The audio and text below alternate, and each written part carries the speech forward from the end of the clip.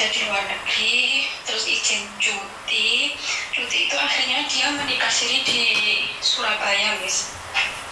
Terus Saya harus bagaimana sekarang? Saya sakit hati dan saya tidak terima kalau saya cerai.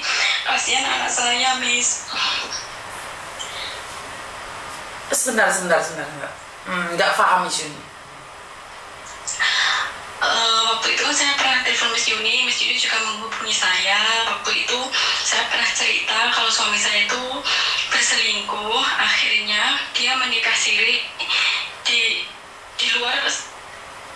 Dia tidak izin sama saya dulu. Dia akhirnya menikah siri waktu dia izin cuti dari luar negeri, Miss. Yang suamimu di Malaysia itu kan? Iya. Terus dia sudah menikah? Terus kenapa? Tidak izin kamu nggak terima? Iya. Terus kalau kamu nggak terima, kamu bisa apa? Ya, saya nggak bisa apa-apain, bisa menerima keadaan, membesarkan anak saya yang di desa, menyekolahkan. Saya cuma bingung, Miss, kenapa saya dibohongi. Ya, karena suamimu tidak pantas mendapatkan kamu yang setia. Percayalah, hukum karma berlaku. Suatu saat istrinya akan melakukan hal yang sama padanya. Saya harus bagaimana? Saya harus cerai, saya harus bertahan. Karena saya tidak mengizinkan sebuah perceraian, tapi hanya kamu yang tahu nih. Pantaskah kamu setia sama orang yang melukaimu? Kalau aku sendiri nggak memilih bercerai, Mbak. Aku akan memilih bertahan. Tapi sampai berapa lama kamu mampu bertahan? Kamu masih sehat aja ditinggalin. Kalau saya akan menjaga diri saya sendiri. Jangan nangis dok, nanti Miss Yuni kena ban lagi. Jangan nangis, soalnya di sini kena ban lagi Miss Yuni. Yang satunya sudah kena soalnya. Ngerti nggak? Iya, Miss. Jangan nangis. Iya, makasih ya Miss sudah mendengarkan keluh kesah saya. Oh, saya yakin kamu pasti sukses dok. Saya yakin banget kamu pasti sukses. Karena gini loh, saya kadang-kadang ingin bilang sama kamu, saya ngiri dengan pelakornya dia karena dia bisa merebut hatimu. Tapi saya bangga karena Tuhan tahu bahwa kamu adalah wanita kuat. Makanya kamu dikasih ujian ini. Saya juga ngiri nih dengan pelakor bisa menundukkan hati suamimu. Tapi sebenarnya saya lebih ngiri ke kamu karena kamu dikasih cobaan dan kamu kuat. Ngerti? Dan sekarang suami saya sudah berangkat lagi, dia bekerja di Malaysia. Dan saya saat ini meminta dia membuatkan sumur bor agar saya bisa berjalan, saya tidak meninggalkan anak saya, dan apa yang dia katakan? Meninggalkan anak saya untuk bekerja, dan dia sanggup. Dan waktu pulang dia juga masih baik sama aku, masih baik sama anakku, masih bertanggung jawab atas kehidupan aku dan anakku. Dan sekarang rencananya bulan depan itu mau bikin sumur bor yang uangnya itu masih ada orang yang gelontorkan dana buat saya dan masih percaya sama saya.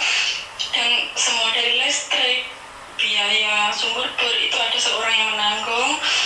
Dan itu tidak dikasih bunga, pinjaman itu tidak dikasih bunga. Cuma saya mengatakan sama dia, tanda terima kasihnya saya kasih sekian 2 juta di akhir pelunasan. Saya mengucapkan tanda terima kasih seperti itu sama teman saya, dan dia menggelontori dana. Apakah saya harus bertahan? Apa saya harus bekerja sendiri, Miss? Ya kalau udah ada usaha, ada yang ngasih modal, kenapa tidak? Yang penting pegang kejujuran. Kamu harus jujur sama orang yang sudah membantumu. Ngerti? Iya, Miss, tapi rasanya sakit hati. Suami saya masih muda nih, dia balik ke Malaysia lagi. Aku minta sumur bor itu untuk usaha di rumah, biar jalan terus, biar menanam jagung, menanam apa segala, biar ada pemasukan setiap harinya atau beberapa minggu kah bisa jual sayur di desa. Dan suami saya masih mau menggelontorkan dana dan juga masih mau menyicil kepada teman saya itu.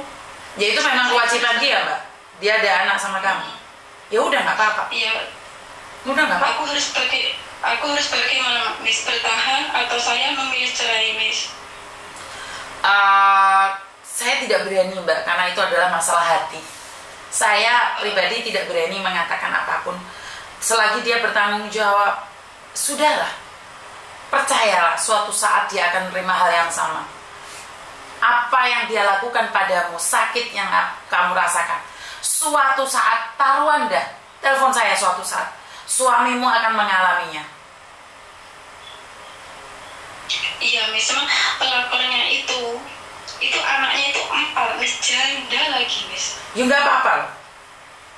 Kan nggak perlu kamu hebohkan dia. Kan selingkuhan itu tidak perlu cantik, yang penting bisa ngangkang kan udah bahagia. Ngerti nggak? Iya, Miss.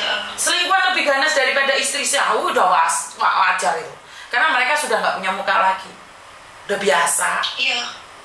Miss, waktu foto pernikahannya itu disosmedkan di media TikTok, di Facebook itu disosmedkan semua, Miss. Gak apa-apa. Waktu itu Gak apa-apa, jejak digital sayang. Suatu saat anakmu yang tahu. Dan ingat, jangan katakan yang jelek tentang bapaknya. Karena saat kamu mengucapkan kata-kata jelek tentang bapaknya, suatu saat anak itu tumbuh dewasa. Dan dia bisa mikir, yo yang jahat ibu apa bapaknya, ngerti nggak? Jangan mendoktrin anakmu, tapi selalu katakan sama anak-anakmu, bapakmu baik, bapakmu baik. Dan suatu saat anakmu tumbuh dewasa dan melihat bapaknya itu ternyata jahat, dia sendiri yang akan menilai. Ngerti? Jangan sesekali ceritakan kejelekan suamimu. Jangan. Iya, Miss. Biarkan dia tumbuh dengan cintanya. Ngerti? Iya, Miss. Saya tidak izinkan suami istri cerai terus anaknya didoktrin. Ojo golei bapakmu, bapakmu jahat. Ojo golei bapakmu, bapakmu jahat. Jangan. Karena anak itu akan dewasa dan anak itu akan berpikir seperti apa dan bagaimana. Iya, Miss. Saya selalu ingat pesan Miss Yuni, saya akan bertahan demi anak saya. Dan saya akan memulai bisnis walaupun saya digelontorkan darah dengan teman saya. Kalau ada suatu saat suami saya tidak bisa membayar, saya akan bangkit kerja di luar pulau sehingga saya tidak terikat kontrak dan saya bisa membayar, yang penting tidak ada bunga, Miss. Betul. Saya akan bertahan dan saya akan maju demi anak saya. Percayalah, Dok, orang-orang sukses itu berawal dari orang yang tersakiti. Jangan pernah balas dendam dan jangan menyakiti dia balik. Kamu akan mendapatkan karma yang baik.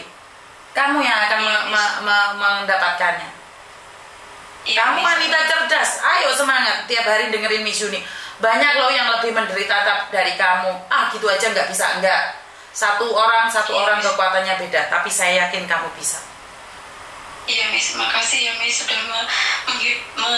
menyemangati saya. Hari ini saya betul-betul nangis, betul-betul marah pada suami saya. Jangan.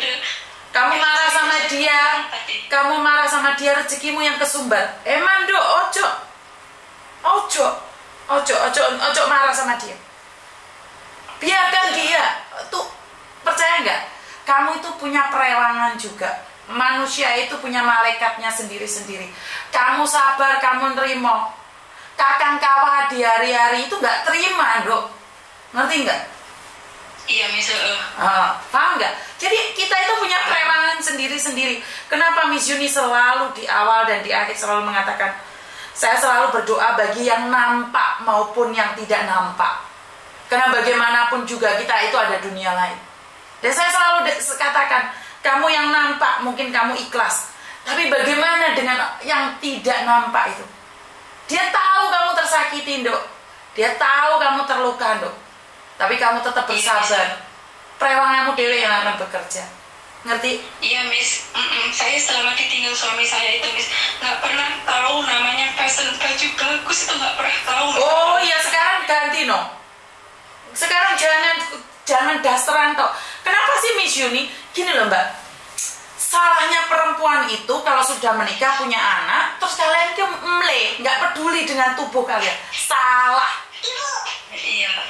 Iya, misalnya itu aku cuma mikir gini, Miss, dia bekerja di Malaysia itu mengeluarkan keringat demi ekonomi berjalan, sehingga saya harus bisa memutarkan uang, harus bisa investasi tanah itu kan setiap tahunnya naik terus. Kebetulan ada yang jual, saya beli. Setiap ada kiriman uang itu saya gelontorkan, saya hemat-hemat biar saya itu punya rumah bagus, punya tanah untuk anak saya.